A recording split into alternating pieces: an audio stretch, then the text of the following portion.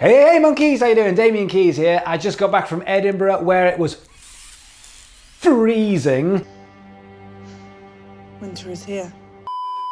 But it was amazing. It was great to be up in Scotland, great to be in Edinburgh. I absolutely love it up there. Edinburgh is such a beautiful city. Whilst I was there, I was also over in Fife doing a talk at Fife College, and thank you so much to all the guys who made me feel so welcome. I also did a talk at the Edinburgh Blogger Conference, which was brilliant, and I met a couple of dudes called the Kilted Coaches. Now these guys were very, very interesting. They've got a really big YouTube page which is about health and happiness, sort of personal training, what you eat, all that kind of stuff. But their story is quite interesting, which was they started a YouTube channel maybe 2 years ago, and it was Robert and Stephen, and they dressed in suits and they dressed like personal trainers, and they made videos to help people get fit and eat healthier and be happier. So they weren't quite getting the traction that they really wanted. And then one day they looked at each other and said, we're not Robert and Stephen, we're Rab and Steve, and we're Scottish, and this is just who we are. So they ditched the suits,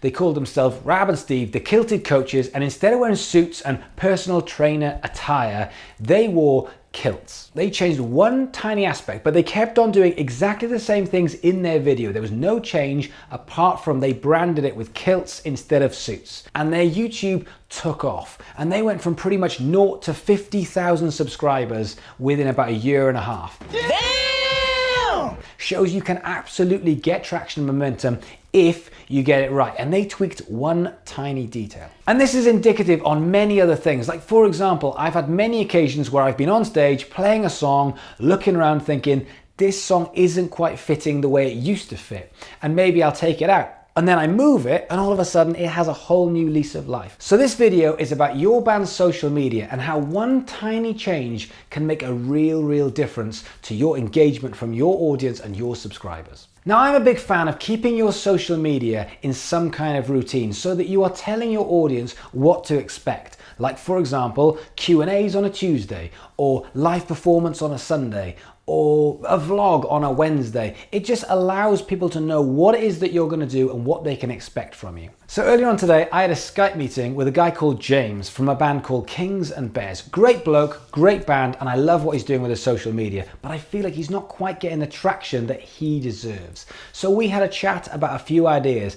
Now, I don't want to reinvent the wheel. Same thing with your social media. I'm not looking to change it when we're talking about experimenting, but tiny differences could make all of the difference when it comes to your engagement of your social media audience. So how creative is your band's social media? Well, here are 7 ways that you can make small differences to your content that will make all of the difference to your audience. Number 1, add a time limit. Now that sounds really weird, but if you're gonna do something that's already been done a million times, you're just fitting into the noise. But if you add a time limit, all of a sudden, that's interesting. So here's an example. You have to write a song, and you're going to write a song for part of your social media, but you add in 10 minutes and you've got to write the entire thing in 10 minutes.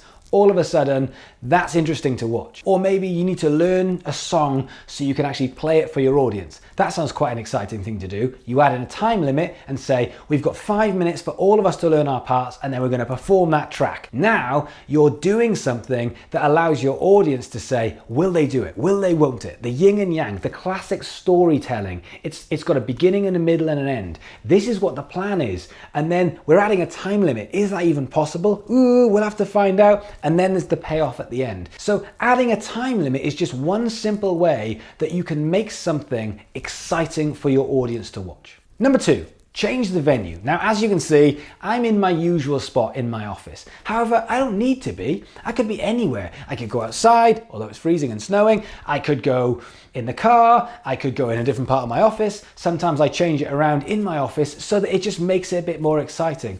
But what I do see a lot of is bands thinking more about what they're playing in the content and less about their surroundings. But be creative. Why can't you be in the bath? Why can't you be in the attic? Where else could you be? Yeah. Why can't you do it in the car? Why can't you just run into a supermarket, play a song, and then run out again? Because you're giving something of value to your audience where they're like, whoa, what's this? This is hilarious. You're doing exactly the same thing. You're just playing a song, something that you've done a million times before, but you're just changing one tiny aspect to bring value to your audience. Don't forget, this is all about consumption of people watching. Are they going to watch you sing your latest song? Yeah, cool. Are they going to watch you sing your latest song while jumping out of a plane? Yes, I want to see that. That brings value. So one tiny detail can make all of the difference, and your surrounding is a biggie. Number 3, bring in a weekly guest. Now, we're always talking about collabs, but I think bands take it too literally and they say, well, we're a band and we need another band and that band needs to come in, and it's so much organization and faff that it rarely happens. But what about this? On your weekly show or your weekly performance, just invite a friend down. Invite a friend from a band or someone in the social community that you just say, come and be on our show. It'll be a really fun thing to do. And what you're doing there is you're just breaking it up a little bit and making it exciting. And you're not doing the same old, because you're bringing in someone else's way of thinking or someone else's humor. So break it up a little bit and think about who it is that you can bring in to your weekly content. Number 4, mistakes make things real. They make you human. And we're all about taking out these mistakes and making something perfect. But that's not what people want. They want you. They want real. They want to see humor or they want to see emotion. So why not leave that stuff in? Why can't you make something as real as it can be? That is why Facebook Live works, because you never know what's going to happen. You never know what's going to go wrong. And we all fuck up. I mean, not me. I don't make any mistakes. I'm really, really good at this and very professional. It was fucking chilly on the willy. I say that. Don't know why I said that. I shouldn't have said that. I should not have said that. And take 2. Okay, maybe I make a couple of small errors from time to time. But that's what makes us human. That's what makes us real. And people buy from people. And people don't buy from robots and they don't buy from machines. So try and do things in either one take, or if not in one take, add some crap in that just is funny, because that is what will engage your audience with you. Number 5, add in a challenge. Now, we talked about adding in a time limit, but a challenge opens up a whole world of possibilities. Imagine if every week you did a Facebook Live or a YouTube Live where there was a challenge for the audience to get involved. Maybe you have to write a song where the audience writes the lyrics, or maybe it's request time and the audience just get to throw songs and you have to just do your best to actually play the songs that they're requesting at you. All of a sudden, again, you're bringing your audience into your world that makes it fun and engaging for your audience to watch. And then with your challenge, you could even add a forfeit. So imagine if all of the band are involved in the challenge and the loser has to do a forfeit, and then what you could do is at some point over the week you have to film the forfeit and that gets put on social media. It's a whole world of possibilities, but what you're doing again is you're bringing value to your audience because it's fun, it's engaging, and it's creative. Number 6, and I think this applies to a lot of people, change the time and change the date of some of the content you're putting in before you stick with it.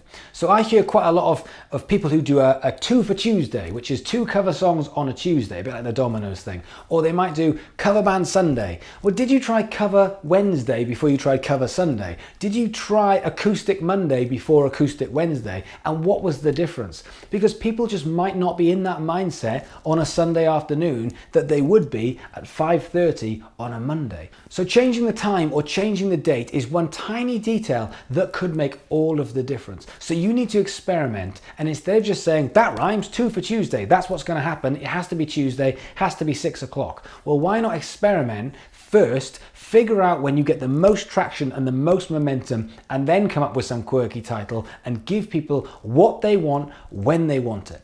And number 7, are you asking the question? I know this is something we've talked about before, but if you are not getting the engagement that you think you deserve, this is the way to crack it. Because I see loads and loads of bands that put out content which is absolutely fantastical. I don't even know if that's a word, but it is now. And then they're putting out content as a statement. Because when you put a music video out as a statement, here is our new music video, your audience won't know what to do with that apart from say, great, well done. However, if you add in a question or even a competition, can anyone name where we've shot our music video, prize for the best answer, or what was your favorite part of the music video, then all of a sudden your audience thinks, oh, I know what to do. I'm supposed to get involved. I'm supposed to get involved, which then cracks the Facebook algorithm, and all of a sudden more people will see it and it will go round and round and round and round. So have you asked a question? I would ask that every single time you put a post out on Facebook. Have you asked a question which gets people involved in the comments below? So here's my question to you. What other things can you do that can engage your audience member? Or more importantly, that I can engage with my audience member, because I'm looking for tips as well. I want comments below and I want to know your best tip for how you've managed to engage your audience. Other than that, the usual, smash the like, smash the subscribe, throw your computer out the window, come and say hello, start a conversation. I'll see you guys tomorrow.